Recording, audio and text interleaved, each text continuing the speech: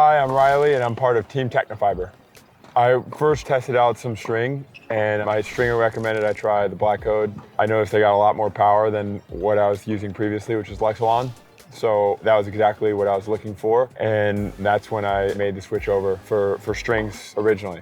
I was using the 6195 Pro Staff for my whole life since I was like 11 years old. My first real racket was the N Code, N95. I was never really so open to switching. I think the balls have slowed down so much and the court speed has slowed down so much, and I really needed more help with getting more power.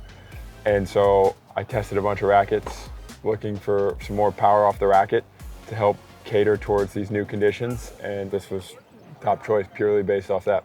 Every time I was testing new rackets, my biggest complaint was I didn't serve as well with them, and my kick serve is a huge part of my game.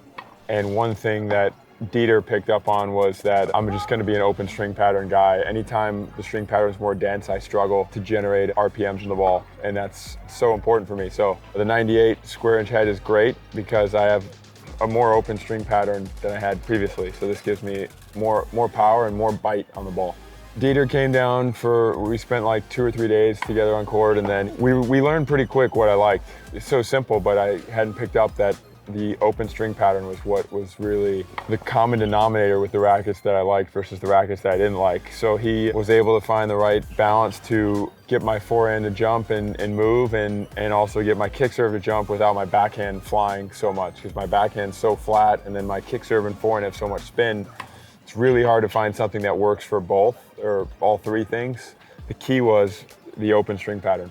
One of the big luxuries, I'd say, that comes with it that I didn't anticipate or I didn't even know when I was testing was that the strings last incredibly long. Even with this string and my Wilson racket, I still was barely getting to the ball change.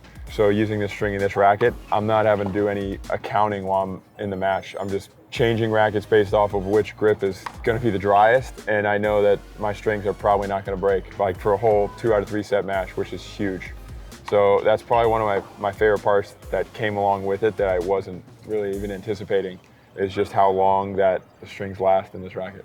Previously I was having to drop like 2 or 3 pounds to feel a difference. So my Wilson racket, I'd get somewhere where the ball didn't travel as fast through the air, and I usually would be at like 47, 48. I'd have to go down to like 44 to really feel a difference. Here, 1 pound is quite the difference. So if I want a little more power, I drop 1. If the ball's flying on me, I go up 1, rarely 2.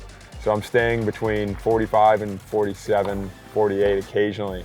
The 1 pound difference with this setup makes a huge difference, I've noticed. So if I want to tighten it up, I'll really feel it with just 1 pound.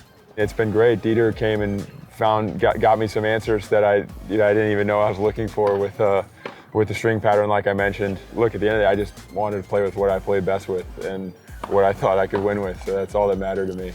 Thanks so much for watching.